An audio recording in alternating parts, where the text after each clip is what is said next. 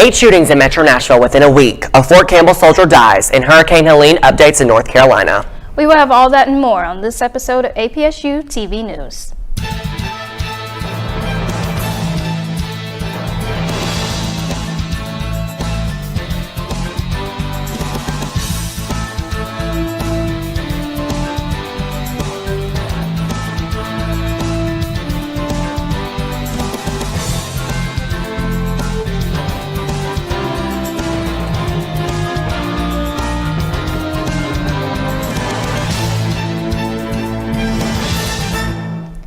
Welcome back to your APSU-TV News. I'm Brooklyn Lisenby. And I'm Baylor Betts.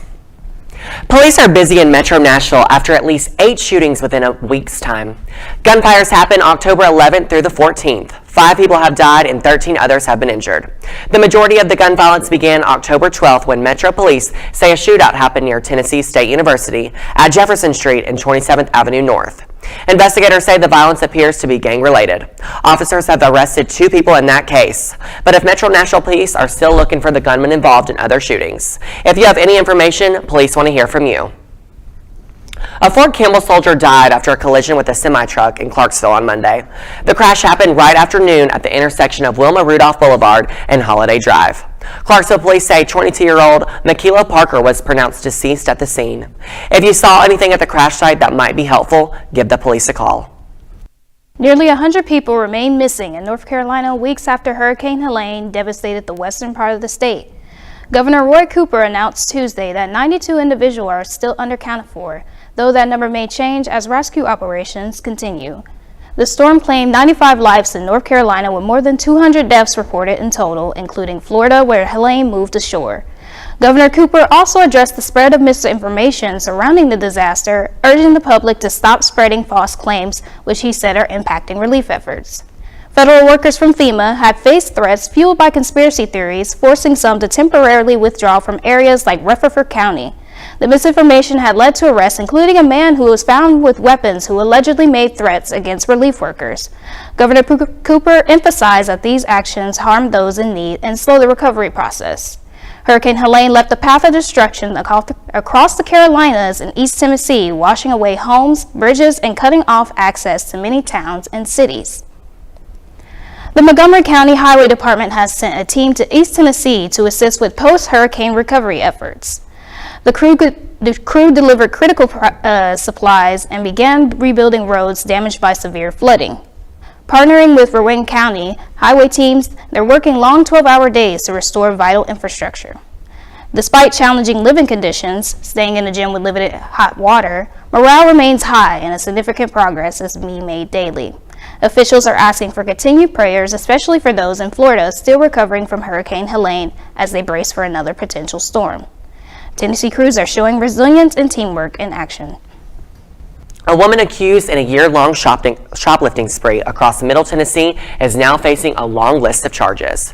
Janitha Bell was arrested earlier this week. Police say she was caught on store surveillance cameras stealing thousands of dollars worth of merchandise from stores like Lululemon, Nike, and Sephora.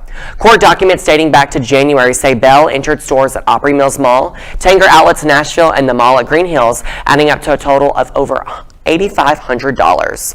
Bell was captured on camera entering stores like Ralph Lauren, selecting merchandise and hiding it away in bags before exiting the stores without paying. Bell was reported to have stolen $2,600 at Lululemon from the Mall of Green Hills in July. Bell is currently being held at the Metro Jail in Nashville. The owner of Scoop Nashville, Clarksville Today, and several well-known public record platforms has died. Clarksville Now says Jason Wayne Steen died from heart failure about 5 years after undergoing a heart transplant. He was 44 years old. Steen's death came as he was facing a court order to pay $364,000 in damages to a Kentucky man over a legal dispute involving a mugshot. David Tyndall of Paducah, Kentucky, filed the suit. The suit alleges Tyndall's mugshot was posted in 2021 after he was accused of aggravated statutory rape case. Court documents show the charges against Tyndall were later dropped and expunged. The suit claims Steen allegedly refused to remove the photo unless Tyndall paid him. This pay-to-remove practice is illegal in the state of Kentucky. Steen's attorney has specified his plan to contest the lawsuit, but with his passing, legal authorities expect the case to shift towards filing claims against his estate. More developments on this story as they unfold. Millions of people have turned to Netflix over the past several months. According to CNN, Netflix announced Thursday that it has added 5 million new subscriptions in the third quarter. The streaming giant also says it has over 282 subscribers globally. Netflix also reported $9.8 billion in revenue last quarter, which is up 15% from the same period last year. This will be one of the last times Netflix releases its subscriber numbers. The company has previously announced that it will stop releasing the figures next year. Next, we'll have the Political Corner with Jasmine Logan right after the break.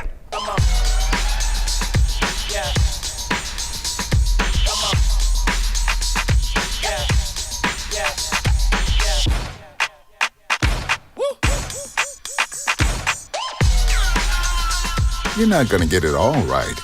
Just make sure you nail the big stuff, like making sure your kids are the right seat for their age and size. Get it right at nhtsa.gov/the-right seat. When you look at the number of disasters in the U.S., chances are every area will deal with some kind of emergency in the next decade. And between school, sports, and social lives, chances are you won't be with your kids when it happens. Will they know what to do? Ready.gov/kids has the educational tools and information to make the conversation easy. When time comes, chances are they'll feel prepared, not scared. So talk with your family today. The black truck? Hey, Christina from accounting. Yeah, hi. Hey, I used to date a girl named Christina. Oh, really? Yeah, and then she dumped me for my best friend. You want to see some photos of them that I took? I don't. I thought we talked about this, buddy. Buzzed and overshared again? Yeah. I'm gonna call a car. That's a smart idea. So yeah, I know, that's why I did it. Hey, you're gonna get back to the top of the mountain. Does that mean I'm gonna get back with Christina? No. Oh. No. After you joined our family, it was like, I really do feel complete now.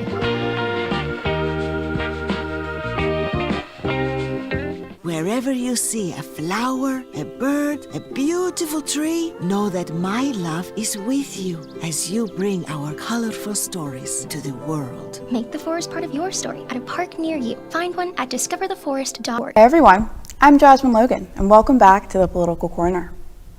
The war in the Middle East continues. Israel has launched airstrike attacks across Lebanon, killing at least 27 people. A Lebanese mayor got caught in the crossfire at a meeting to organize relief efforts, which was targeted by Israeli forces. Israel said their target was a commander in Hezbollah who oversees the Qana area. At least 136 civilians have been killed in Qana during conflicts with Israel since 1996. Lebanon's prime minister has accused Israel of knowingly attacking the relief efforts meeting. Lebanon was attacked with 138 airstrikes, while Israel was attacked with more than 90 projectiles. In Washington, State Department spokesperson Matthew Miller requested that Israel only attack Hezbollah while protecting civilian lives and infrastructure. The Lebanese Health Ministry reported 2,377 deaths since last October. Hezbollah said it will continue with attacks until there is a ceasefire. With 18 days to go until the election, Vice President Kamala Harris campaigned in Pennsylvania Wednesday, along with more than 100 Republican leaders who are supporting her. Donald Trump, meanwhile, touting himself as the father of IVF during a town hall. CNN's Freeman has the latest on the presidential race. Tonight, Democratic presidential nominee Kamala Harris on the trail in battleground Pennsylvania, rallying moderate Republicans, making the case that former President Donald Trump is a threat to democracy. He who violated the oath to uphold the Constitution of the United States, and make no mistake, he who, if given the chance, will violate it again. All while railing against Trump, who during a Fox News town hall declared he is the father of IVF. I'm the father of IVF. We really are the party for IVF. We want fertilization all the way, and the Democrats tried to attack us on it. I found it to be quite bizarre. Actually, he called himself the father of IVF.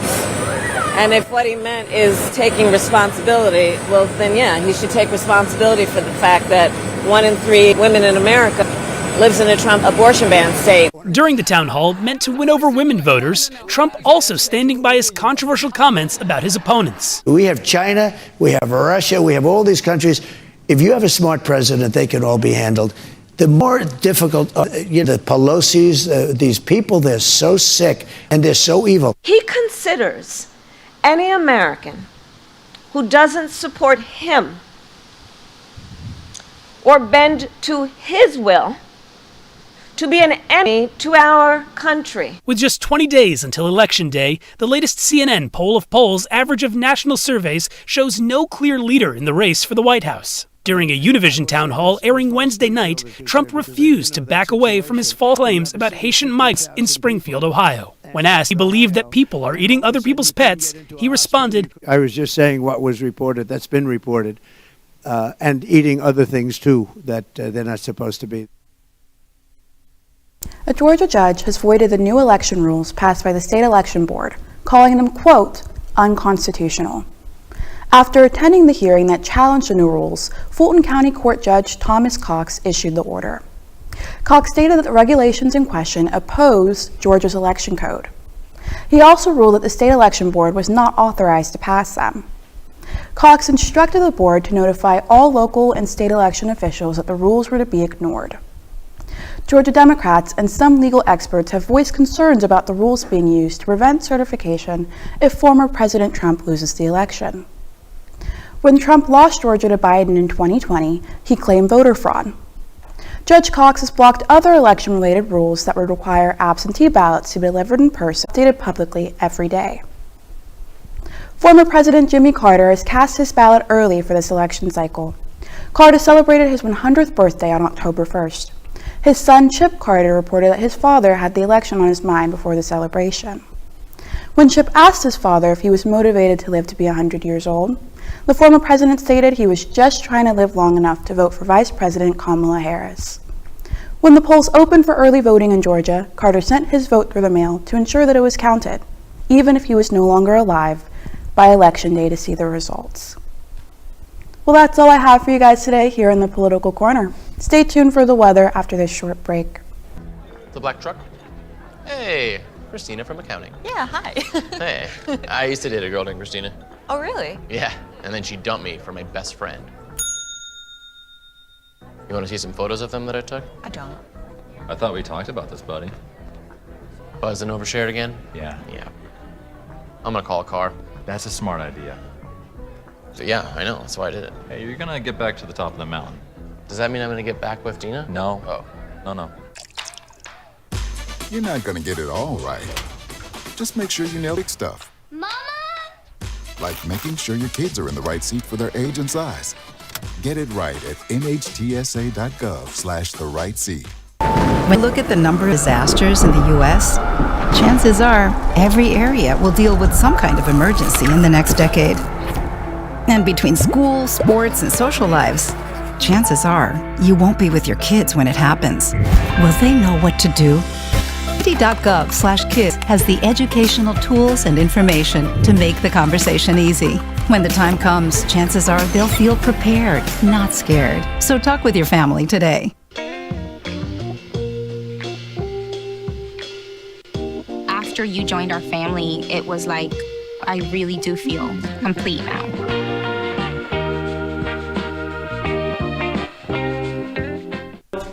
Thanks for sticking with us for the weather. I'm Michael Dangerfield.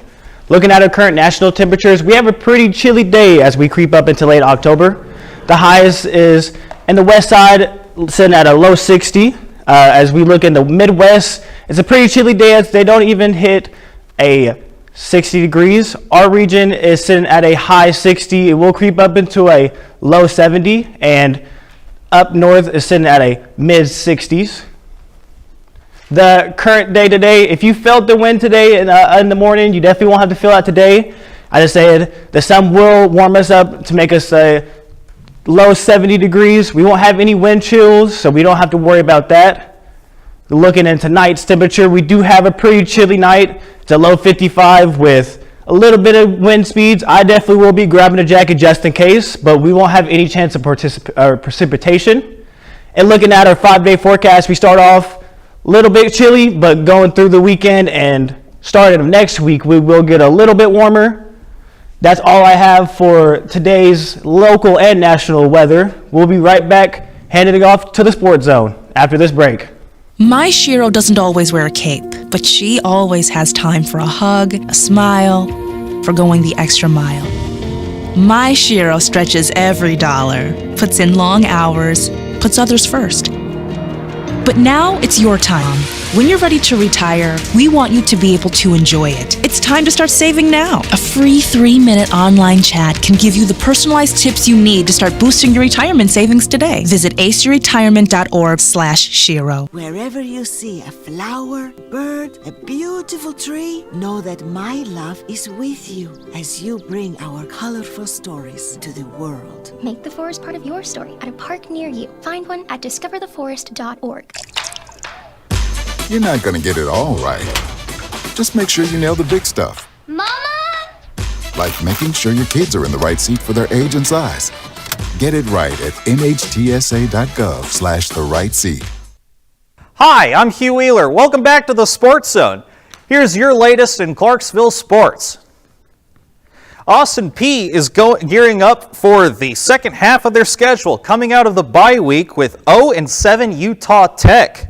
The Trailblazers allowed 311 rushing yards per game coming into Saturday. APSU ran for 810 yards over their last 3 games. Head coach Jeff Ferris tells Let'sGoPeay.com's Colby Wilson, quote, "It's a credit to the job these guys do preparing and how they work," end quote. The Governors take on Utah Tech tomorrow at 3 in the afternoon in St. George, Utah. Basketball season starts less than 3 weeks from today, and preseason predictions have the Governors picked to finish high in Atlantic Sun standings. Suns coaches picked Austin Peay to place second in conference play in the preseason coaches poll behind Lipscomb. Graduate students Cy Witt and senior Isaac Haney were nominated to the preseason All-ASUN team after leading the Governors to a conference runner-up finish last year. Lady Govs basketball ties for 5th in coaches polling with Jacksonville. F&M Bank Arena showcases both teams in next Thursday's Govs Madness at 6 in the evening. Governors volleyball drops 2 more home conference games after losing 0-3 on Friday to Central Arkansas and 2-3 to North Alabama Saturday. APSU travels to Duval County, Florida this weekend to take on Jacksonville today and North Florida tomorrow. Govs Hockey Club leaves Mississippi with 0 points and losing 3-5 Friday and 4-10 Saturday in Oxford. APSU battles against last place Alabama Birmingham this weekend at the Ford Ice Center. The Governors face off at 8:20 this evening. Clarksville's Red River Spartans took the week off, holding the lead in the Great Lakes Division standings. Red River positions to climb higher with 3 home games this weekend against the Toledo Cherokee, starting today at the Ford Ice Center at 4 this afternoon. Now to some history being made on the green. Sophomore golfer Seth Smith had the second best round in the history of APSU golf to win the Buddy in Murray, Kentucky on Tuesday. Smith shot 8 under par with a score of 63 to lead Austin Peay to a second place team finish.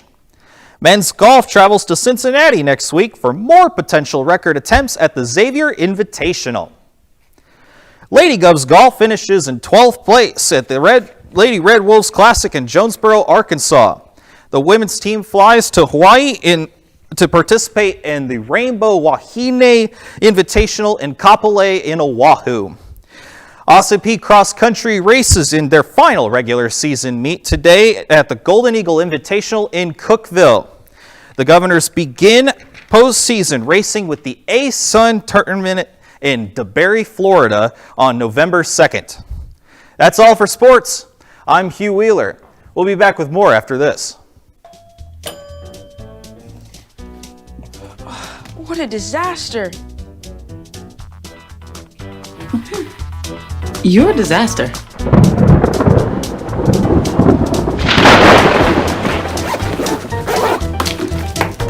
This is a disaster. You can't be ready for every little disaster, but you can prepare for a big one. Make an emergency plan today. The black truck? Hey, Christina from accounting. Yeah, hi. Hey, I used to date a girl named Christina. Oh, really? Yeah, and then she dumped me for my best friend. You want to see some photos of them that I took? I don't. I thought we talked about this, buddy. Buzzing overshared again? Yeah. I'm gonna call a car. That's a smart idea. So yeah, I know. That's why I did it. Hey, you're gonna get back to the top of the mountain. Does that mean I'm gonna get back with Christina? Welcome back. I'm Brooklyn Lisenby. St. Olaf College in Northfield, Minnesota has set a remarkable standard for civic engagement, boasting an 87.6% voter turnout during the 2020 presidential election. This figure makes the small liberal arts college the most civically engaged campus in the nation, winning the All-in-Campus College Democracy. The Secret, St. Olaf's Election Ambassador Program, a nonpartisan initiative with over 120 student ambassadors embedded throughout the campus. They help fellow students register, answer election questions, and promote the importance of voting at an entry level from national to local issues. With Minnesota's voter-friendly laws and St. Olaf's community-focused efforts, the college aims to surpass its record in future elections. Political science professor Christopher Chapp believes these programs help cultivate lifelong voting habits among the students, preparing a generation of engaged citizens. Get ready to cast your ballots because early voting is now underway. Early voting for the November general election runs through Thursday, October 31st. You must be at least 18 years old and a U.S. citizen to register to vote. You must also be a resident of the county where you are assigned up to vote. If you have a felony conviction, your eligibility to register and vote depends upon the crime you were convicted of and the date of your conviction. You can register to vote on paper at the Montgomery County Election Commission on Pageant Lane or register online at tn.gov.